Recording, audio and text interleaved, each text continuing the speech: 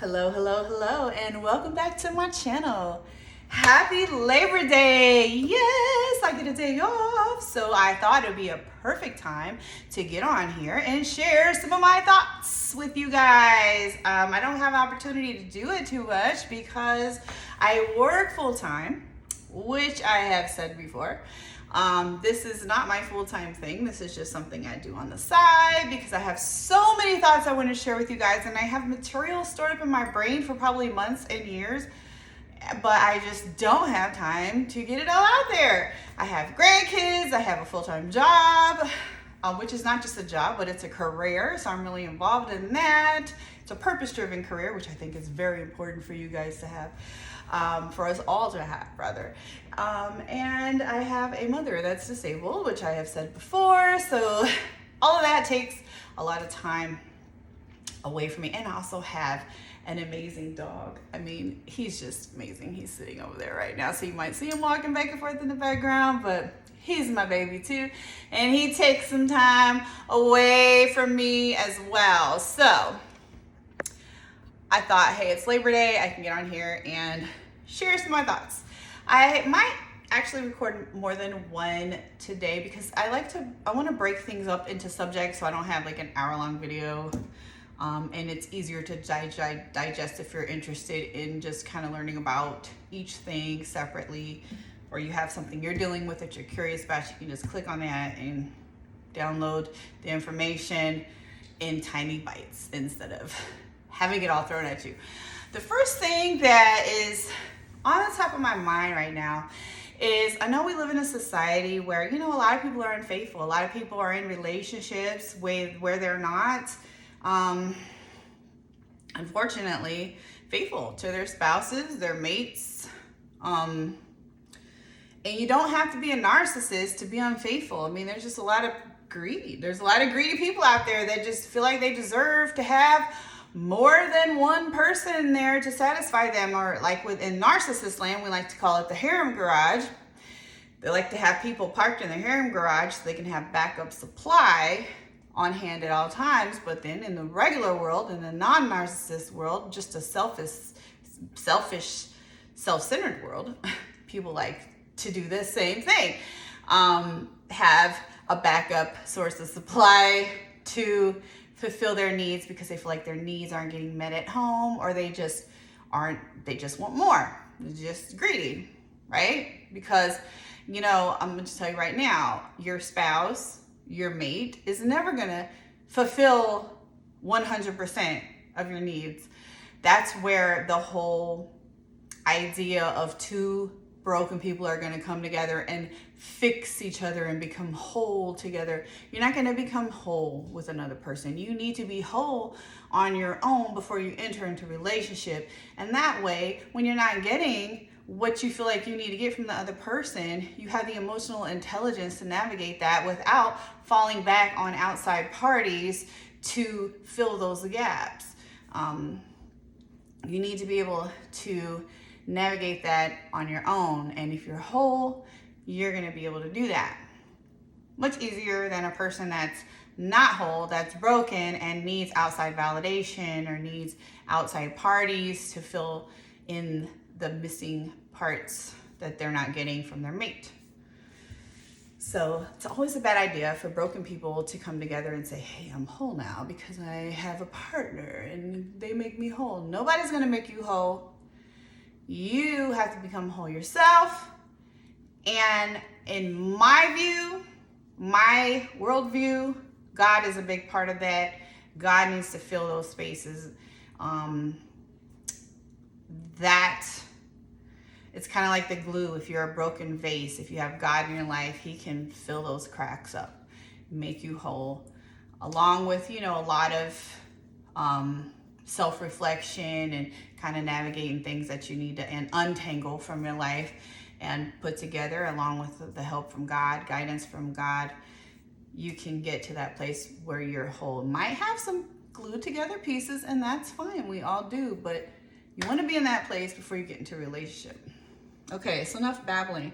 So one thing that married or people in a relationship will do is if they always constantly need a backup plan or someone on the sidelines to kind of make them feel whole, they'll groom a target. They'll have someone standing in the wings and they'll be grooming a target. One example that I have is, I'm just going to use my own true life examples. Way back in the day, one of my past relationships, it was not a marriage. It was just somebody I just thought I loved, well, I did love this person. I thought they were my soulmate, which, sometimes we can mistake lust for a soulmate situation, or maybe just be confused about it when we're young or whatever. I can't say that person was my soulmate or not, but that's the kind of bond I thought I had with this person. And we were together for some years, and they were grooming numerous people on the sidelines. And that's kind of what brought the whole relationship to a head, me finding out. I don't want to go too much detail about it, but me finding out that they were on dating sites. They were in communication with numerous other parties, to where when we weren't together, which we were together all the time, but when we weren't together, this person must have had a phone glued to their head or to their hands, because texting was around then, constantly communicating with these people that they were meeting on dating sites or people they were meeting around town or what have you, because they had people in the harem garage. I'm not saying that person was a narcissist. I don't know if they were or not, but I do know they had quite a team of backup supply on hand. Now, one thing that stood out is their main backup sideline person. They were telling this person that, because they were still involved with me. I mean, we were still together. I didn't even know there was an issue. Like, I didn't even know they had any of this going on until, like I said, it all kind of came to a head. He was very much involved with my kids, sports situations, school activities, things like that. So he was going to all their, I don't want to give away too much information, but he was very involved. And of course, he stayed at my house a lot. We didn't live together or anything like that. I've only lived with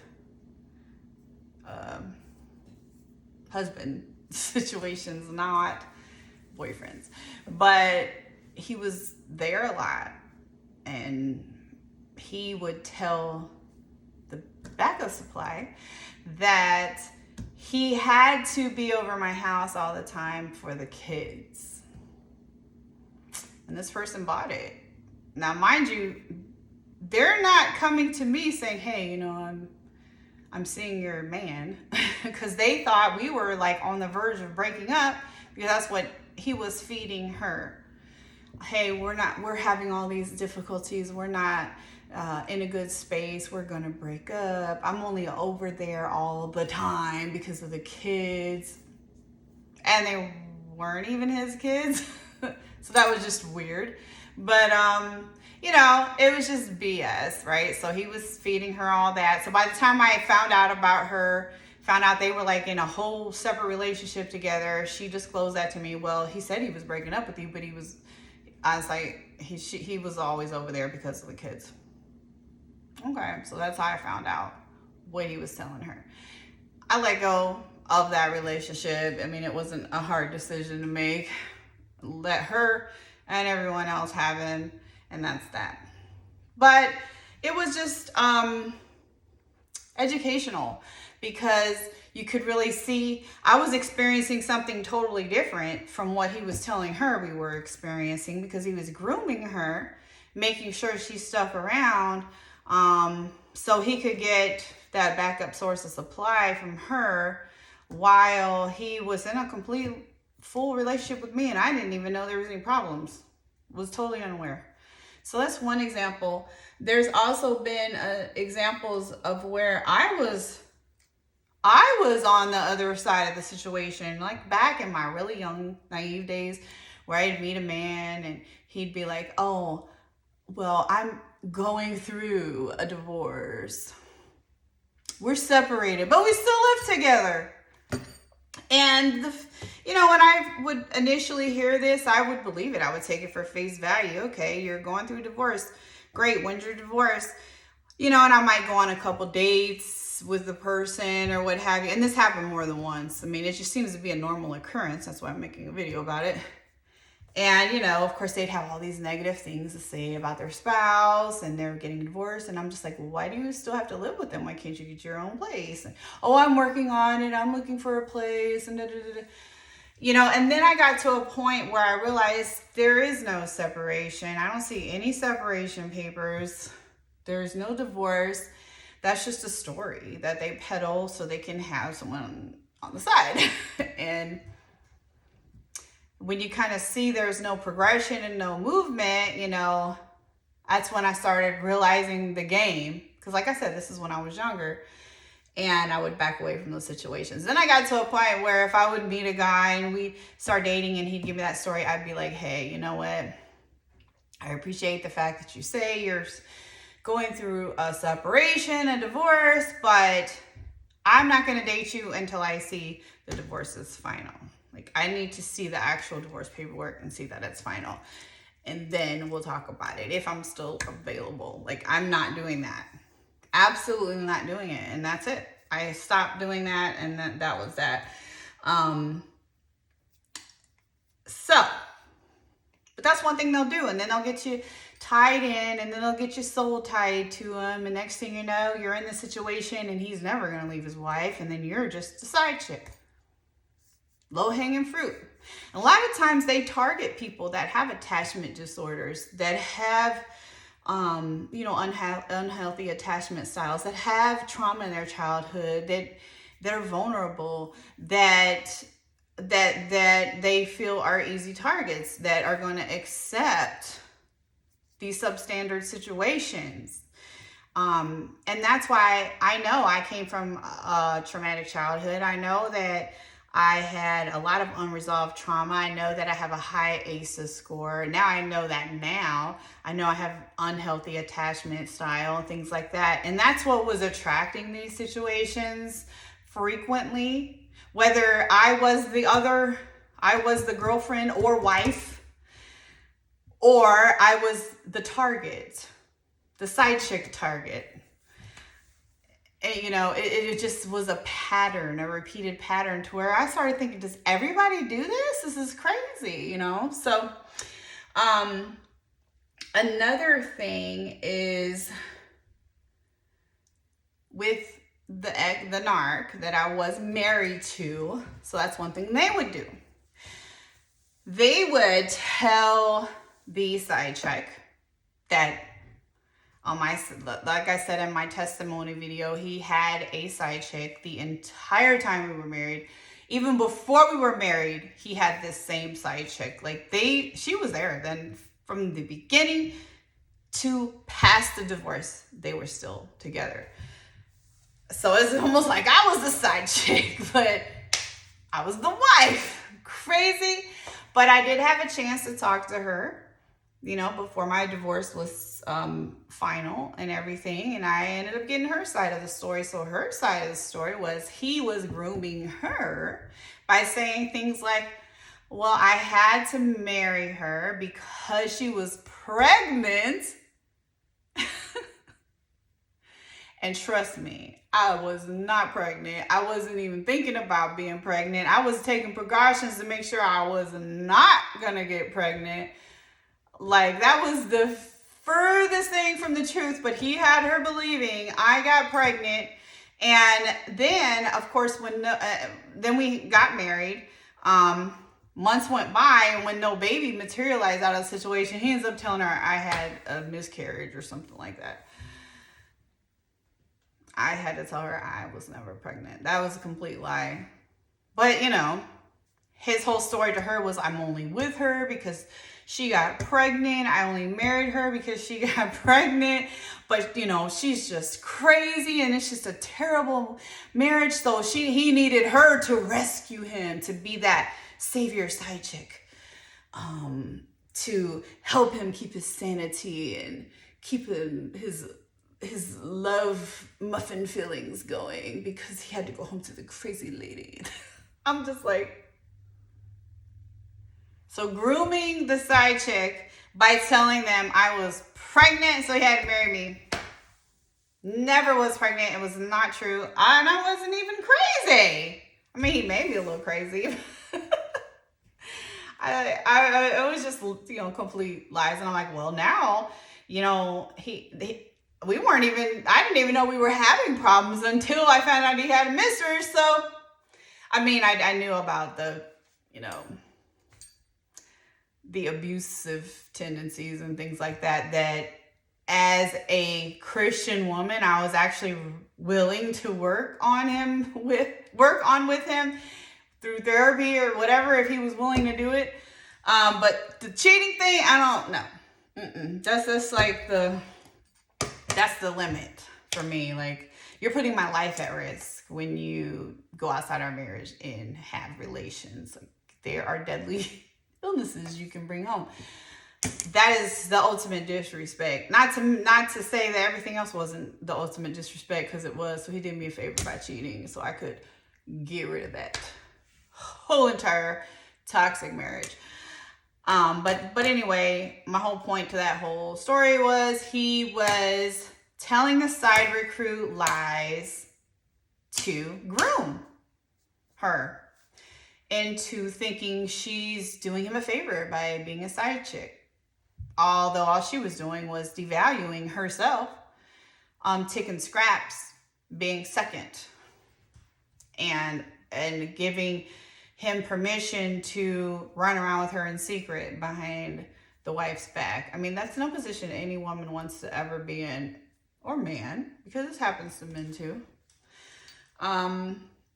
So, what happens, whether you're in a relationship or married, or the person that is targeting the person they want to groom, a lot of times you'll notice they'll start complaining about their spouse. Oh, my spouse doesn't cook. Oh, my spouse doesn't clean. Oh, my spouse doesn't give me things in the bedroom that I'm asking for. Oh, my spouse is just so terrible and they just don't communicate. And poor me, my spouse is just so terrible. They're just making me so miserable. And they start telling their target these things over and over and over and over, to where the target puts their guard down and starts thinking, well, I know they're married, but they're so miserable anyway, and they deserve to be happy. And I know I can make this married or person in a relationship happy because I'm so much better than the person they're describing they're married to or in a relationship with. And that's how you end up getting entangled with a person like this. And next thing you know, you're years into a relationship with a married or person in a relationship that has no intention of leaving their significant other. It's all BS. And even if it's true, you know what? You should do yourself a favor. Put yourself higher up on that tree and do not even entertain it, because if they're having that many problems with their spouse, they need to go see a marriage counselor, or they need to go talk to their pastor or something like that and get guidance. It's not your job. Not your job to guide them through marital hardships. And the last thing you want to do is put a target on your back and become the low-hanging fruit that a person looking for a side chick or side dude situation, you don't want to be that person and become emotionally attached to someone like that. That's so toxic. So toxic. But that's what happens. You'll know when that starts happening that you're being groomed. And it's not cool whatsoever. It's so funny. Last thing I want to say, I saw this morning, I woke up. That's kind of what made me think about doing a video like this. I woke up, scrolling on Facebook, and I saw this post talking about, this was so toxic, you guys. It was talking about how, I guess how normal it is to go ahead. It was a man posted this. Go ahead and pick a woman that you're not that attracted to.